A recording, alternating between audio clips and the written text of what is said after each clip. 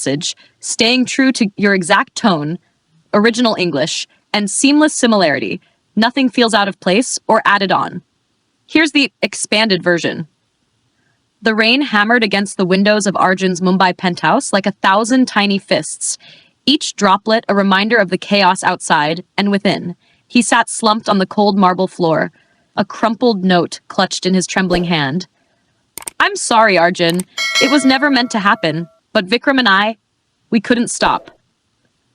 The words blurred as his vision swam, but their meaning had already carved itself into his soul. Maya, his wife of 3 years, was gone, and she had left with the man he'd called his brother. The silence inside was deafening, pierced only by the ticking of the antique clock she'd once picked out from a Colaba street market.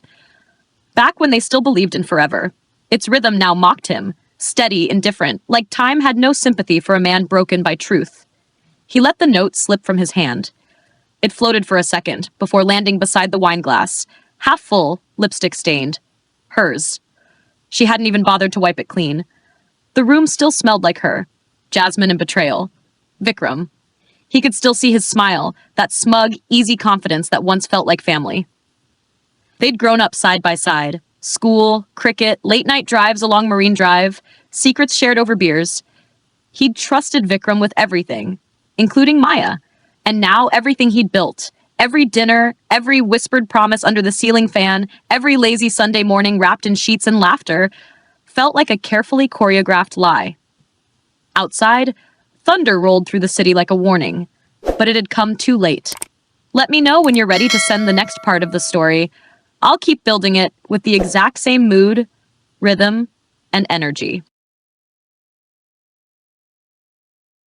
Here's your expanded continuation, written in seamless original English, preserving tone, flow, emotional depth, and keeping the similarity perfectly intact, just deepening the story's texture. Their story began decades earlier, in the sun-drenched fields of a Punjabi village, where two orphaned boys, Arjun and Vikram, had forged a bond thicker than blood. They'd shared everything.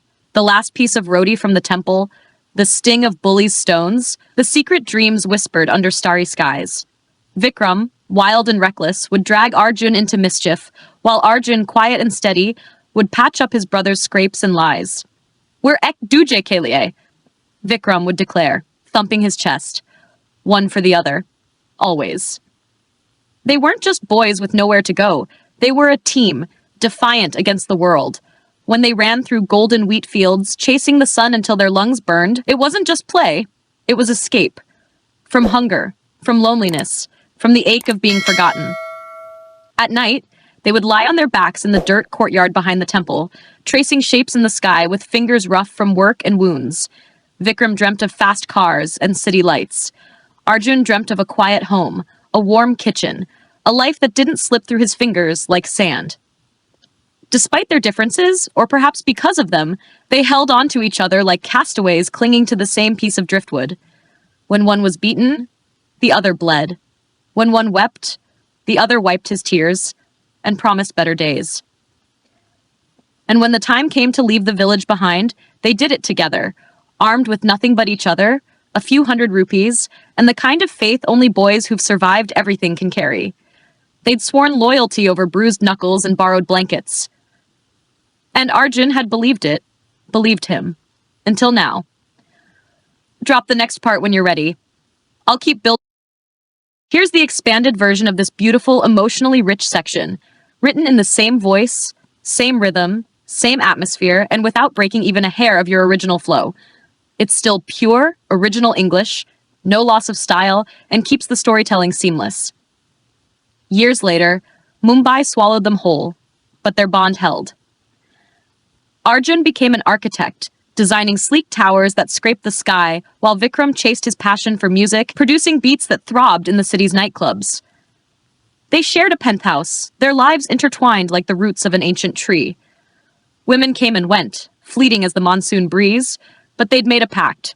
No one gets between us.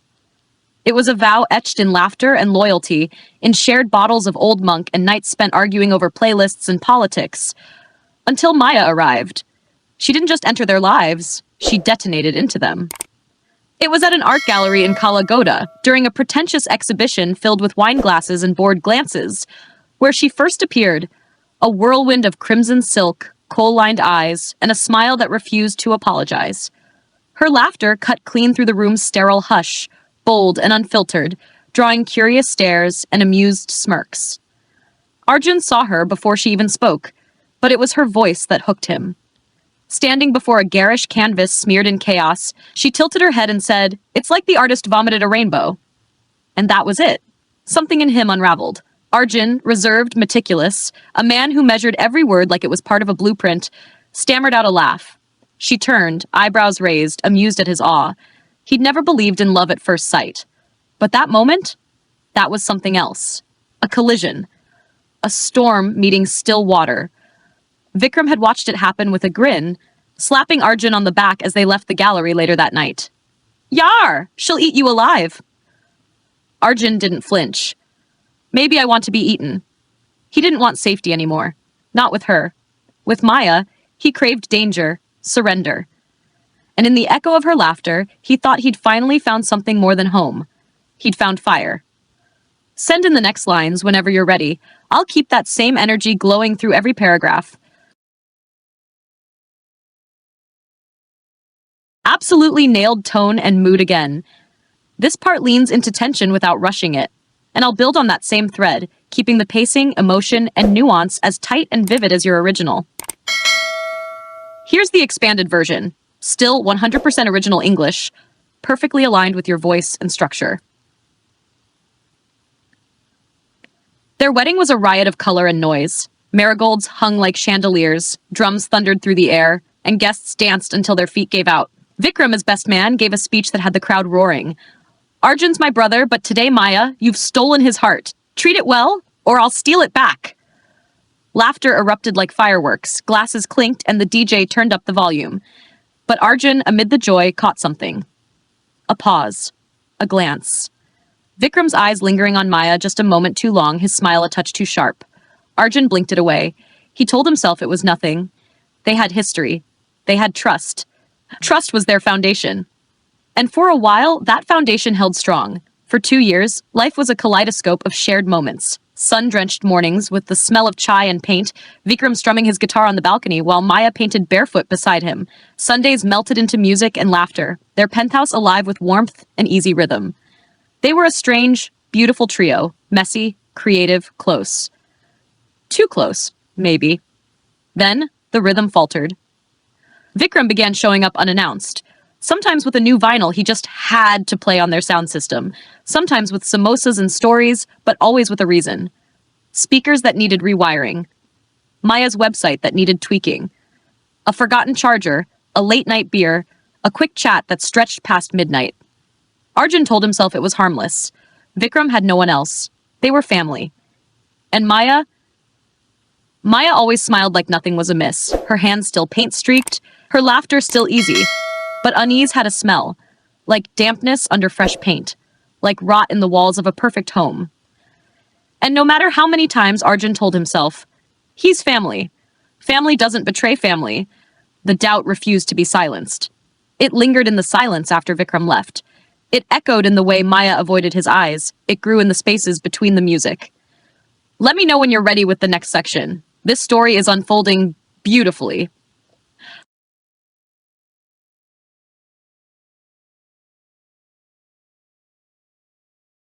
Incredible work again. The emotional weight is heavy, the rhythm crisp, and the betrayal cuts deep.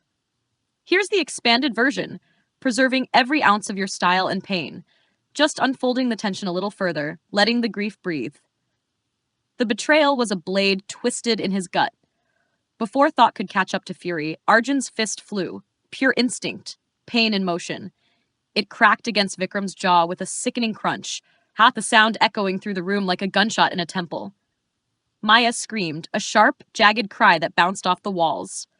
Vikram stumbled back, blood blooming on his lower lip like a cruel flower. But his eyes, those familiar brotherly eyes, held no remorse, only defiance. As if he too had been wounded. As if they were equals in this ruin. Neither spoke. There was nothing left to say that wouldn't rot in the silence. In the days that followed, the penthouse became a mausoleum of memories. Laughter had lived there once.